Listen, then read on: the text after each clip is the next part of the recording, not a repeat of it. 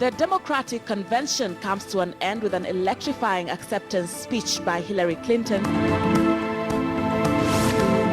Indonesia executes 4 foreign drug dealers, including a Nigerian, amid international outcry.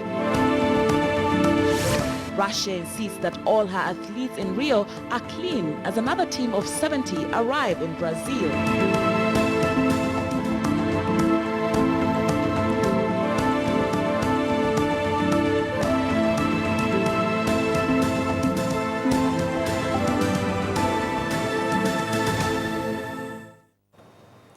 Good morning to you. Glad that you're watching KTN News this 29th day of July 2016. This is Worldview. We bring you the day serving of the world news. I'm Sharon Momanyi. Welcome to the program. Now, after 4 days of tantalizing speeches, the Democratic National Convention came to an end with a climactic speech from their nominee Hillary Clinton. Now, Clinton told Americans that they faced challenges at home and abroad, that they demand steady leadership and a collective spirit, and attacked Republican Donald Trump for sowing fear and divisiveness. In the biggest speech of her more than 25-year-old career in the public eye, Clinton accepted the Democratic presidential nomination for the November 8th elections with a promise to make the United States a country that worked for everyone. She presented a sharply more upbeat view of the country than the dark vision Trump offered at last week's Republican convention, and criticized his business practices.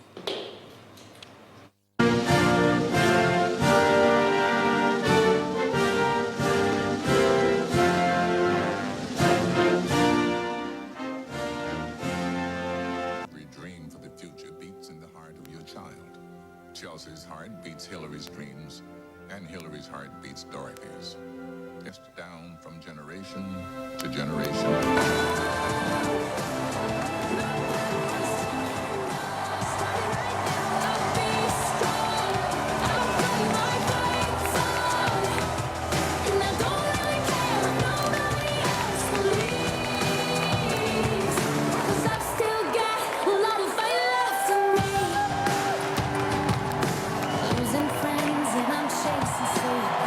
Here's the sad truth. There is no other Donald Trump. This is it. And in the end, it comes down to what Donald Trump doesn't get. America is great because America is good.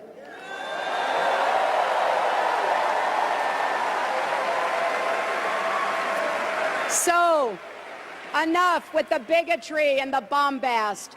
Donald Trump's not offering real change. He's offering empty promises.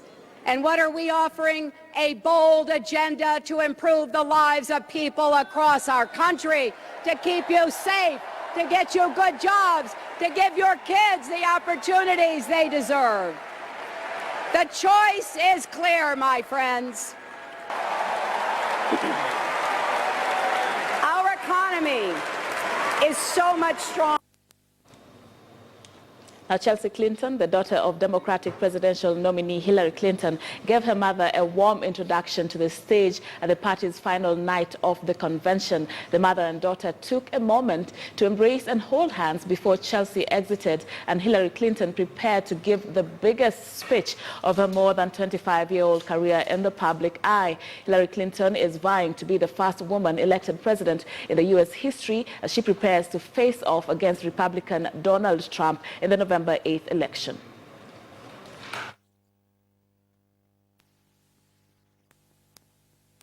How does she keep going amid the sound and the fury of politics? Here's how. It's because she never, ever forgets who she's fighting for.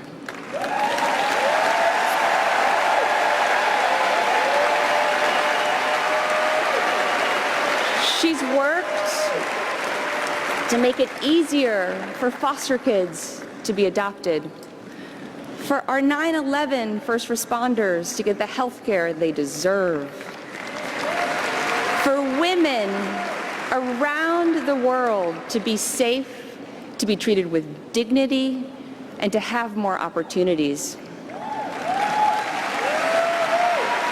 Fights like these They're what keep my mother going.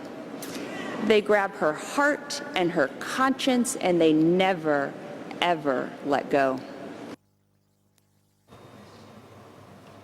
Now, pop music superstar Katy Perry crossed platforms into presidential politics last night, performing her aspirational new anthem, Rise, and in doing so sent a jolt of millennial energy into a convention eager to connect with a new generation of voters. Perry, wearing a shiny, striped, form-fitting dress, opened with comments about her background as the daughter of parents who were pastors and staunch Republicans. Perry also acknowledged her closet full of Hillary-themed dresses that she's worn while campaigning for Clinton. Standing before a microphone decorated in red, white, and blue sprinkles, Perry opened with Rise, followed by another of her anthems, Roar.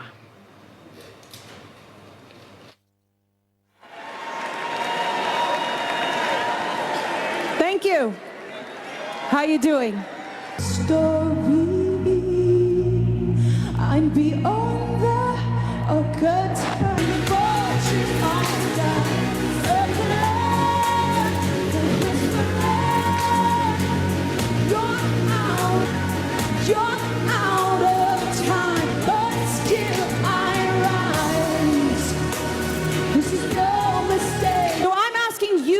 An open mind and to use your voice, because on November 8th you'll be just as powerful as any NRA lobbyist. So here's how I'm going to use my voice. I'm going to vote for Hillary Clinton.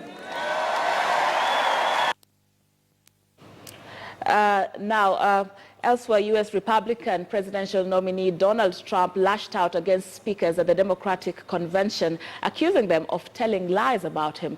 However, the New York billionaire said that he refrained from retaliating after being discouraged by a quote-unquote highly respected governor who persuaded him to stay focused on his Democratic rival Hillary Clinton instead. Trump also rebuffed critics' claims that his own convention speech in Cleveland, Ohio last week had been very dark. And before we take this story, we want to link up with a special correspondent, Alex Chamwada, who has been covering this convention for us live from Philadelphia. And Alex, please tell us what have been some of the highlights of this, no doubt, historic night. Of course, that was the climax of the Democratic Convention in Philadelphia, four-day event that saw Hillary Clinton now formally accept to be the candidate for the party, and this was a historic moment because it was for the first time that a woman was clinching the ticket to be a candidate for the presidential poll for a major political party. Hillary Clinton, of course, there was quite emotional in her speech. She also, highlighted Philadelphia as being a unique host city for the Democratic Convention, given the historic aspect of the city. This is where the country's independence was declared in 1776, and later the country's constitution unveiled. Philadelphia also, remember, is the place, one of the places Pope Francis visited. So she, at the same time, paid tribute to women. She said she had the relevant experience to keep the legacy of the current president. So those are some of the highlights. But although it's not quite open, but there were pockets of jeers when she was giving her speech, but those jeers were drowned by the cheers of her supporters, Sharon. Now, Alex, there are some critics saying that, Hillary Clinton's supporters are not as passionate about her cause as, the supporters of Republicans, Donald Trump. Do you agree with this? And do you think that, this speech that she made last night perhaps garnered more support, more passion for her cause? Yeah, of course. Observers say the Democratic campaign has not yet gained traction in terms of emotional appeal as compared to the campaign of Donald Trump. But of course, Donald Trump is known for, outbursts. Probably those outbursts contribute to that kind of emotional appeal. But we observers say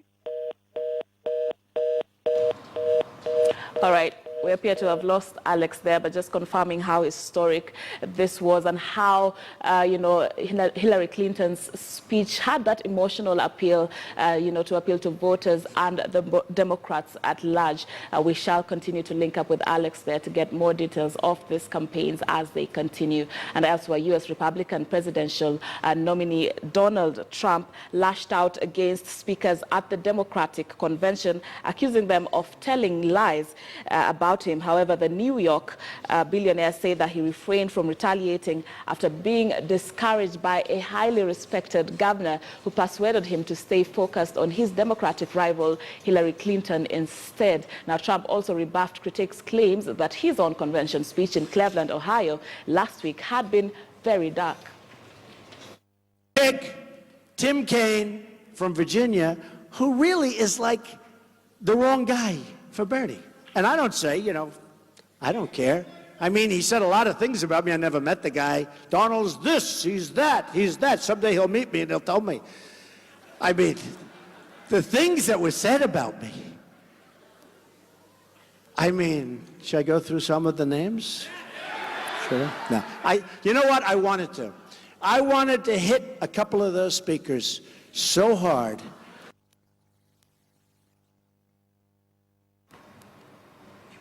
All right. And right now, just joining me on set to talk about this U.S. politics, I have on my left Nakia White, who is a political strategist. And also interesting to note is that she worked for Senator Cory Booker, who was one of the people fronted to be Hillary Clinton's running mate. And of course, we'll have very insightful, thoughts about this. And of course, to my extreme left is Professor Noah Midamba, who is the Vice Chair and CEO of the KCA University, and also Professor of Defense and Foreign Policy.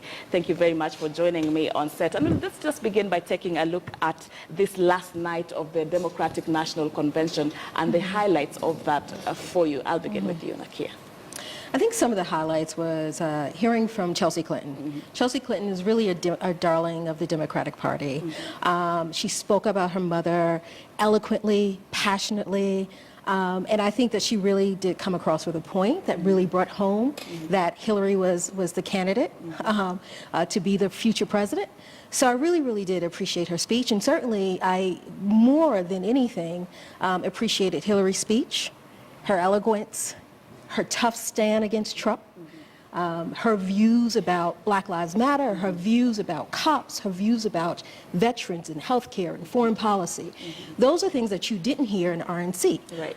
There was nothing that Trump probably had one of the worst speeches, and I think the primary history of all primaries. It was choppy. Specific about 70 minutes of odd speeches. Yeah, it was odd speeches. Yeah. Indeed, it was odd. So I really did appreciate that, and it really drew a sharp comparison or a contrast between the two candidates. Right. And Professor, for you, the highlights. Yes, number one is I want Kenya to know that I spent 30 years in the United States. Oh, yes. Right, and that I'm also a dual citizen of the United States returning here. I think the striking difference, and I agree with Nick,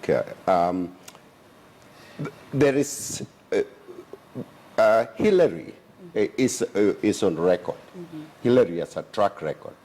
There is nothing to question about Hillary's commitment for public service. Absolutely. But one thing that was very striking about the Republican and now the Democrat is the inclusiveness, the message of inclusiveness, and which completely was absent. I mean, this guy is running by himself. Even the Republican ran away from him. Never been seen in the history of the United States since 1948. And therefore, the power of bringing the world together for the U.S. to play its role as a superpower, but in a very inclusive way, the way that Barack Obama has conducted his foreign policy and domestic policy the last 10 years. That all came together. And really the picture, who is Hillary Clinton? For anybody who has any doubt. Right. all came together last Yeah, time. because she really spoke a bit about her personal life, yes. her upbringing, Yes. and also acknowledging that for a long time people didn't know the private, her life really. Yes. Saying Yeah. that in her public, service, it's been more about the Yeah. service than the public. Yeah. And how do you think this works in her favor? I think, well, it was really interesting for two different reasons. She did talk a lot about her childhood and how great her mom was, and her mom was kind of an abandoned kid. And she did talk about the relationship between she and Clinton. What I found interesting, I'll use that word, is that when Clinton spoke 2 days ago, when former President Clinton spoke 2 days ago, he talked about their love and meeting in the law library, and kind of glossed over all of the other stuff that happened during his presidency, namely Monica Lewinsky. Right. So to talk about this love story, but to kind of exclude that part of it, I felt very interesting. I think it's a really good narrative, but not necessarily the entire picture, Right. but it and was because really, everybody, yeah. it's a story that's out there that maybe somebody would wish you'd mention in a So it was like one of those white elephants in the room. You're like, you're going to say what and when, and so I just thought that was interesting. But it was really nice to kind of see a softer side of her, and really kind of a more mom, grandma, wife side. It was really nice to see. Right. And Professor, just to look at go ahead. some of the agenda that she brought forth in her speech, the things she plans to address once, and if she gets into, the White House, an array of issues from America's economy to, climate change and all that. What's your take on this particular? Well, the most important thing that Kenya can understand is a very politically mature person who has thought through these things over years and who is very committed to the public service and a very clear agenda. If you contrast with our friend Donald Trump, why am I calling him my The friend? stark contrast of that. That guy has no agenda and has nothing, so everything is himself. And again, I know Hillary and Bill very well over the years. Right. And I never had her talk about herself. And I think this was difficult for her, to get into her personal life and talk, because she's always talking about agenda, public agenda, what we need to do to make this country better. And I think that the other thing that has now come close is Ronald Reagan talked about morning in America, which is hope, great hope. We're going to create a great country. And this guy has been going around talking about doom and gloom. This place is falling apart. Completely against the Republican Against right? the American. The American spirit, against America. Doom and gloom, everything is falling, the whole world is not working together, and all that kind of thing. And, some people are listening to it. Hillary is talking about new hope, inclusiveness, a very clear role that United States need to play in the world, which United States is the only superpower left in this world. You cannot obligate that kind of responsibility. It's completely irresponsible. And therefore, I was very glad that it really came together. And of course, she's been talking about this, we can do this together. Her life. It's not alone. And it's not just in her campaigns. Yeah. She's lived this policy. She wrote a book, Takes a Village, right? It takes a village. That is based in Kenya. Now you remember? It takes a village to take care of a child, Yes. which is our tradition for many, many years. But she wrote it. Right. Yeah. Well, you know what the speech, I'm sorry, you know what the speech reminded me of last night is 2008 when Barack Obama talked Yes. to the DNC. Yes. And he said that this is not a white America or Latino America or a black America. This Yeah. is a United States of America. That's correct. And his message was really about unity. And a lot of what you're seeing now with this 2016 DNC is the same message, that this is about unity. Yeah. This is about the United States of America and bringing everyone together under the same umbrella. That whether you're Muslim or Christian or Protestant, it doesn't matter. We are the United States of America. And I thought that she brought that home beautifully and really kind of dovetailed off of Barack Obama's well-delivered speech in 2008. And I guess the question from the start and that continues is then, because everybody now knows what Donald Trump is all about, but he still has passionate, supporters, as you were telling me earlier, fans. So there is this school of thought that this far, Hillary Clinton's supporters have not been as passionate about her cause as Donald Trump's supporters. What is your thought on this, Professor? You have to think, you have to look at the genesis of what's going on. Kate talk about 2008. Barack Obama was not supposed to be president of the United States or anybody who looked like Barack Obama. I was the co-chair in the state of Ohio for Barack Obama. I campaigned in every neighborhood in the state of Ohio. Nobody has won the presidency of the United States unless you won Ohio. And I had it all, okay? I had it all from what we call rednecks, those white guys on the rural drinking beer. And I had it all from educated people. I had it all across the board. And here's what I want to say. For the first time in the United States, white women voted against white men. This has never happened. Very good And point. this was not expected to happen. Right. And for the first time, black people voted in the highest percentage. That has never happened in history. For the first time, the Hispanic came together in a very powerful way. And for the first time, young people, young people yapping, race issues But you and don't all really that, they don't go to vote. the vote. They don't vote. But young people like my daughter, who was a freshman in the university, she work.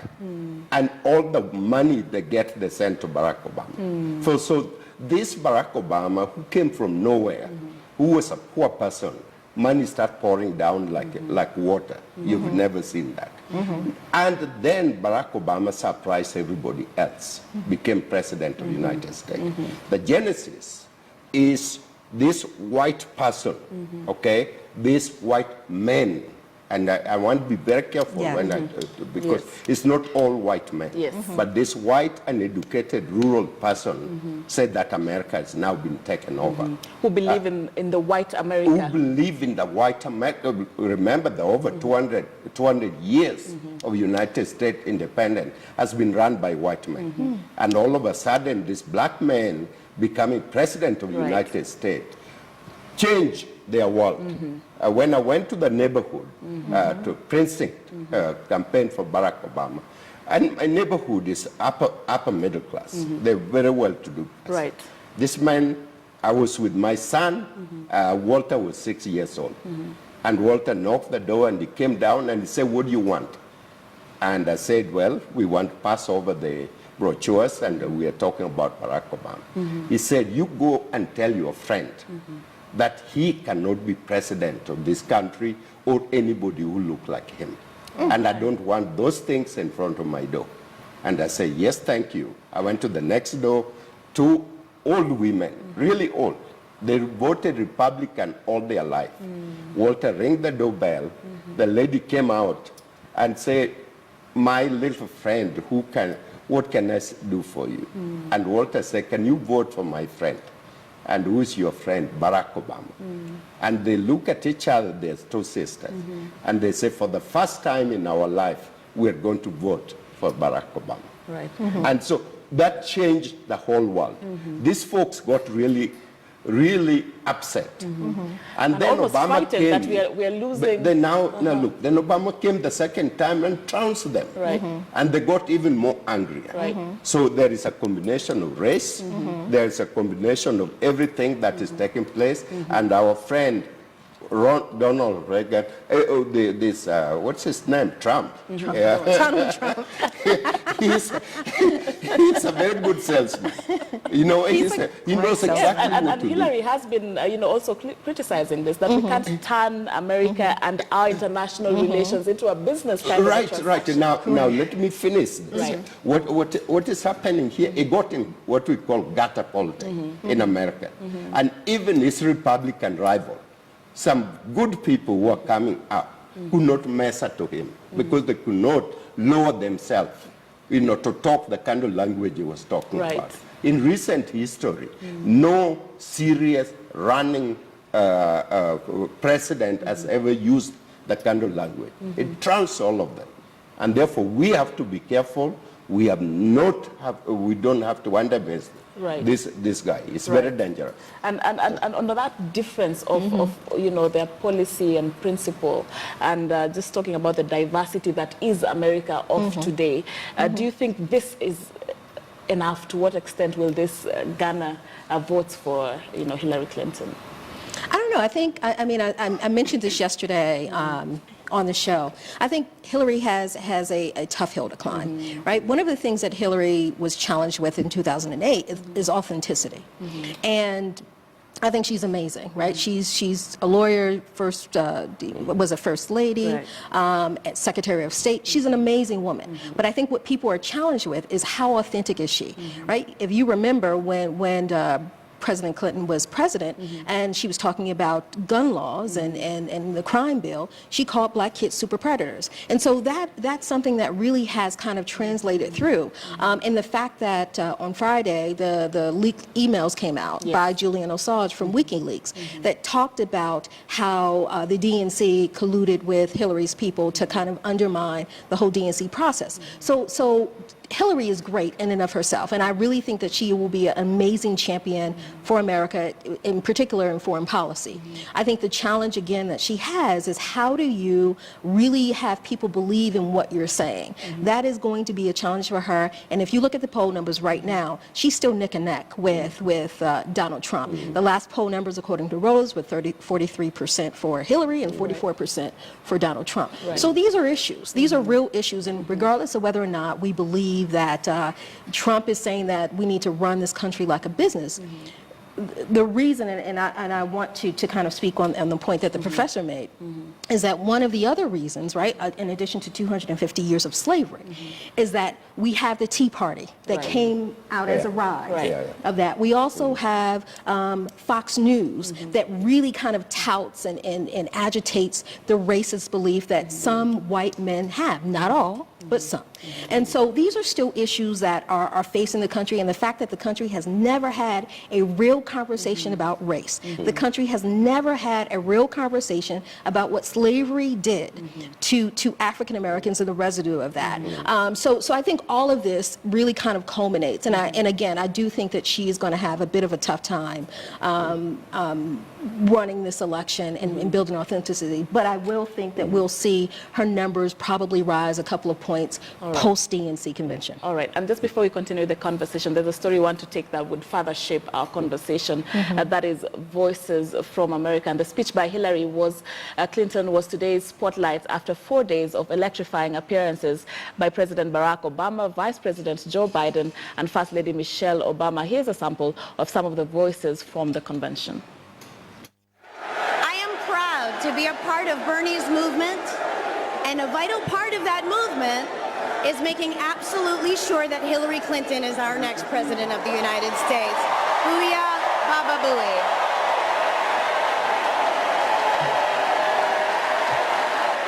Unity, unity, unity. Hillary. The Bernie, can I just say, to the Bernie or bust people, you're being ridiculous. So when Donald Trump calls us criminals and rapists, he's insulting American families. My father is not a criminal or rapist. In fact, he's a United States veteran.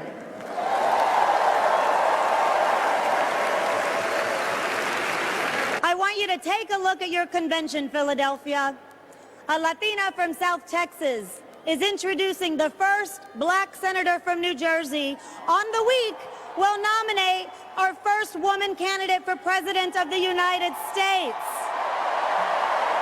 He has no clue about what makes America great.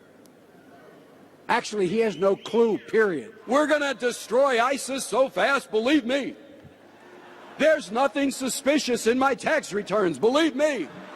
The thing about Donald Trump is his hypocrisy. Does anyone really believe that a guy who spent his 70 years on this earth showing no regard for working people is suddenly going to be your champion. If you're really concerned about pocketbook issues and seeing the economy grow and creating more opportunity for everybody, then the choice isn't even close. I'm proud to support a presidential candidate who will fight to ensure all people living with mental health conditions get the care they need to lead fulfilling lives. That candidate is Hillary Clinton. Right, so Donald Trump really received some serious hits from the Democratic convention. But let's talk about the question of unity amongst the Democrats, because we had some huge supporters for Bernie Sanders.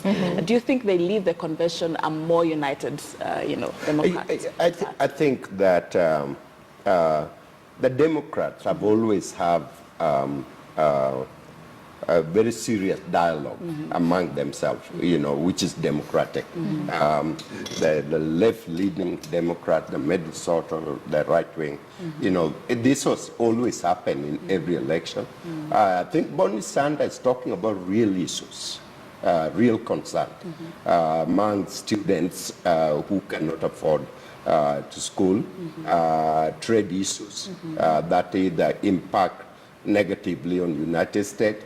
It is so funny that Trump, all his products are made overseas, okay? And then he's talking about bringing business back in America. I mean, how hypocrite can one get? And so those are real issues to America. They're not only American, they're global issues. We have a situation in Kenya, trade balance between China and Kenya is very, very serious, eating into the main fabric of the country. And America is doing the same thing. And the young people are volatile right now. Here in Kenya, in America, the same kind of thing. They want answer. If you look at the movement in the 60s, that sort of brought people together. And then there is another thing which is happening in the global scene, and that's the issue of security. Who are these people coming out of the Middle East? Can we include these people? Those were the same question raised about black in America from the beginning. And it was wonderful that Michelle talked about the White House was built by slaves. Okay, so these are the constant issues that has been brought up in America. And what's happening is people are going to sift to the middle, okay, because all since 1948, United States has been run by people in the middle. There are no extreme left, extreme right that has run the country. And then the harmony will happen, and they will look at, they will look really eye of Donald Trump and Hillary. Like Obama said, there's no comparison. And that is when they will now call a scent around Clinton. And you can see about 6 to 10% bump. Right, Nakia, do you think the Democrats are, united, backing up Hillary now after this convention, noting the supporters of Bernie Sanders? That's a really good question. I think some of them, I'm not sure yet whether or not she's done a great job at capturing the hearts and minds. Again, the numbers will be able to show us that. So I'm not sure. I think that there's a fracture in the Democratic Party because of those emails, because so many young people who were supporting Bernie Sanders feel like that their candidate was cheated out of the nomination. So I don't know. We'll see. We'll see what happens. We'll see what happens. And she needs the young vote. And let's talk about her choice of VP. And I think, because I think some people thought she would go for a profile that, reaches out to, the minority groups in America. What is your choice, your thoughts on Tom Kean and his speech at the convention? Well, I would say, Cory Booker as my I'm just reading your gestures. Cory Booker as my former boss. I have a soft spot for him. So I mean, I mentioned yesterday why he wasn't picked, because he was in New Jersey. He's a U.S. Senator of New Jersey, and she's the U.S. Senator of New York. So just in terms of regionality, it just didn't work. But he would have been an amazing choice in terms of speaking to the youth, Latino vote, galvanizing the youth, galvanizing galvanizing African Americans. I think secondary to that, you have Julio Castro, I think, who would have been another amazing choice. I think the choice that she made, he's a moderate choice, but I looked at his speech last night after I left the show, and I said, well, wow. And we always talk about women candidates and how they dress. Tim Kaine wasn't dressed like he was running for the second position, the second most powerful position in the world, right? He wasn't tailored, it wasn't buttoned up. And that, for me, the and optics. You cannot downplay the optics. You can't of all downplay this, the optics. No. When you look at Bloomberg, when you look at Biden, when you look at Obama, they're clean, they're sharp, they're collared. Like, look, this is clean and sharp. And I will tell you, I will promise you that Tim Kaine did not look like that last night. He looked like a salesperson that was ready to sell me a vacuum. I was concerned. So I think that is one thing. I think the other thing was is that he sounds very folksy. So he put me, when I was listening to him, he put me in the mind of Sarah Palin. That kind of folksiness, like, hey guys, we're gonna get it done. And that's who he put me in mind of. And I'm not sure, after listening to that speech, if it's a good yin and yang for Hillary, and especially if she's trying to capture the young vote, which she desperately needs. I agree with Nikki. Hillary has a lot of work to do. Number one, Hillary is not her husband as what's called grab-a-tite. You know, he's free, he can move in. He was called the first black president because of he grew up, he understands black people, and he can communicate openly and closely. Hillary has a lot of work to do because of her background, her orientation, school, you know, to where she has reached right now. And she got to have to move out of that and really become the real person, not a computerized person that can relatable to the masses, warm, that can relate to young people, can relate to ethnic folks in a much more easier way. I think she chose what I call a soft spot, somebody who will not challenge her. Somebody she can get along with easier. So a comfortable choice. Somebody, yes, that's what she chose. And who won't upstage her. Who will not upstage. Okay. And now, sometimes that worked well, you know, in terms of governance. I think Biden and Obama, they were not together. Biden came really from a you know, from a very different way, his level. But Obama likes to surround himself with people like that. Kennedy did too. You know, people who are different from him, who can challenge what I'm saying.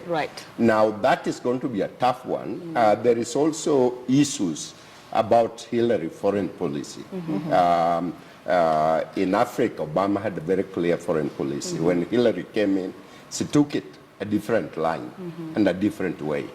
When you talk about a no-fly zone in Syria, you need to know the consequence of having a no-fly zone in Syria. But she was bold, she wanted to do that. Benghazi is an issue that you need to deal with. All this is going to come out very boldly. The issue about school education, you know, the issue that has been raised by the what I will call the left wing of the Democratic Republic, are very bold and very loud.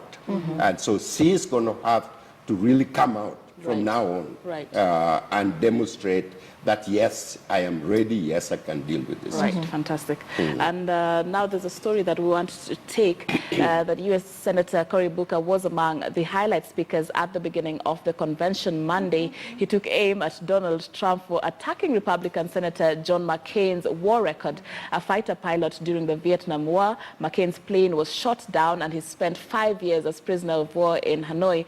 2 of those years were spent in complete isolation. Now, Booker praised Democratic presidential nominee Hillary Clinton as experienced and knowledgeable. Booker, a longtime supporter of Clinton's, was believed to have been considered as a running mate before Clinton chose Tim Kaine. We've watched him try to get laughs at other people's expense, try to incite fear at a time we need to inspire courage, try to rise in the polls by dragging our national conversation into the gutter. We've watched him cruelly mock a journalist's disability. We've watched him demean the service of my Senate colleagues, saying he's not a war hero. He was a war hero because he was captured. Trump said, I don't like people who get captured. Would he say that to POWs from World War II? Would he say that to POWs from Vietnam? Would he say that to the brave men and women in Iraq and Afghanistan right now, risking capture or worse? Right, and just right out of that, let's speak about, what Hillary Clinton has fronted in terms of policy to address immigration and, the matter of security. What is your take and your critique of the same? Just basically, her policy is a lot better. She could have said half of what she said last night, and it would have been better than Donald Trump's foreign policy, which is null and void, right? There is no foreign policy aside from stop Muslims from coming in and ship the other ones out and build a wall, which Mexico is going to pay for, which are all absolutely ridiculous policies, right? So I think her policies are definitely speaking to the constituency that she needs, so she smartly said that, but they're important, to really solve the immigration policy. There's been since 1990, there's been a high influx of immigrants from all around the world.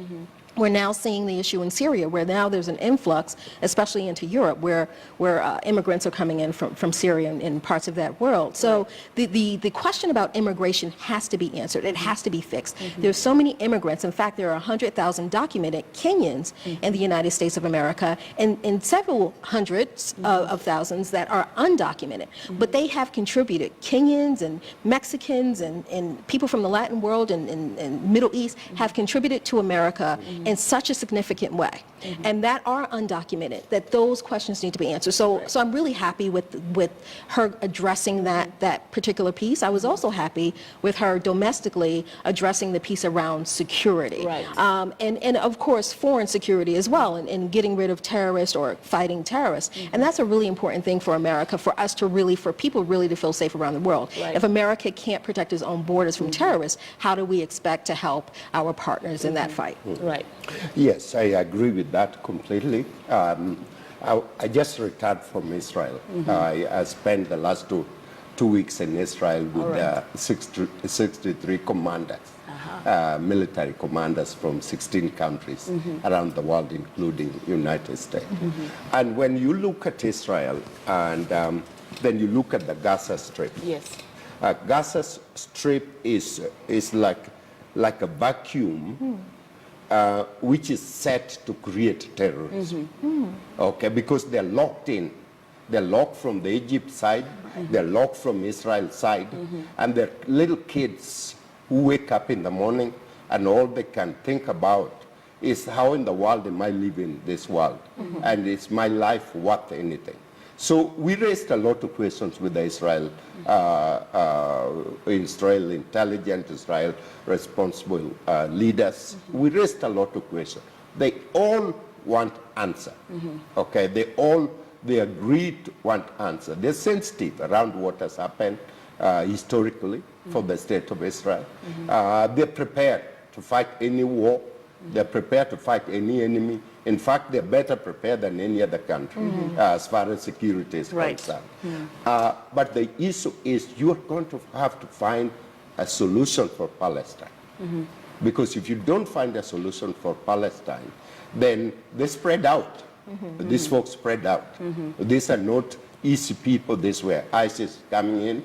That's where some terrorists are coming in. You have to settle the whole issue of Iraq and Syria. And Clinton spoke very clearly on the ISIS. You have to settle that. That has to be settled so that you cannot afford any state-sponsored terrorism. Okay, if any state is found, sponsoring, which we know, we in the intelligence, we understand that. They have to be dealt with from the international standpoint. And you need a very strong person, a very strong president that can look at these people on the eye and also understand the complexity of what is happening. All right. So I expect her to have a very fair policy as far as Europe is concerned. Europe is vibrating, okay, since Second World War. Europe has been very much together. You can see the English are cut off, and that is the reason what is happening. Right. Germanic race is coming back in Germany. And the same thing is happening in Italy. The same thing is happening in France. So you are going to see a world that really needs someone to manage. Some strong Very leadership strong, on that front. and somebody who's passionate Right. and understand Right. what is going on. Okay. And so there is no comparison between Trump and Clinton on that front. on this one. And we just have about a minute to wind up our conversation. And both of you have spoken about the huge task that Hillary has ahead of her before the November 8th elections. And in your view, what are some of the things she would need to address going forward before come November? Listen, Hillary, more than anything, I think her speech really did address a number of things that are concerning Americans. Black men being shot on the streets, our borders or our people being hunted in America by terrorists, foreign policy, education, student loans. She said a really good line that said that if parents and students can't refinance their college education, Trump shouldn't be able to abscond his, basically.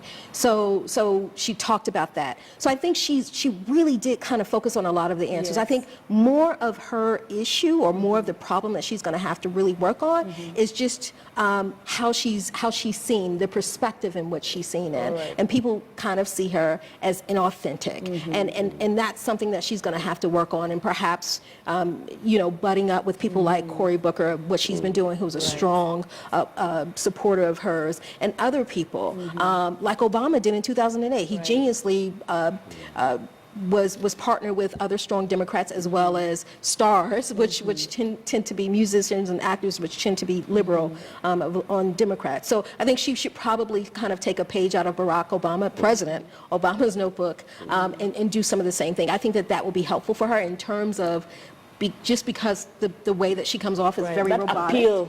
That appeal. All right. I agree entirely. I think Hillary is coming at a very tough time in the history of the world. Russia is flexing their muscle. They like go back to the old glory of the Soviet Union. But what they need is respect. Okay, we're not child here. You cannot bully us. We are Russia.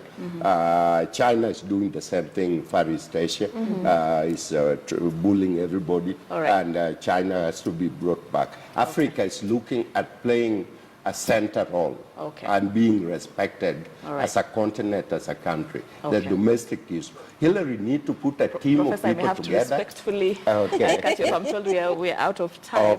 But I thank you so much for your views. Thank you for joining us this morning. Thank you for having me. Professor Noah Midamba. Thank you so much for your insights, great insights into the same. And it is on that note that we wind up this edition of Worldview. Thank you so much for watching. I'm Sharon Mumanyi. Good morning.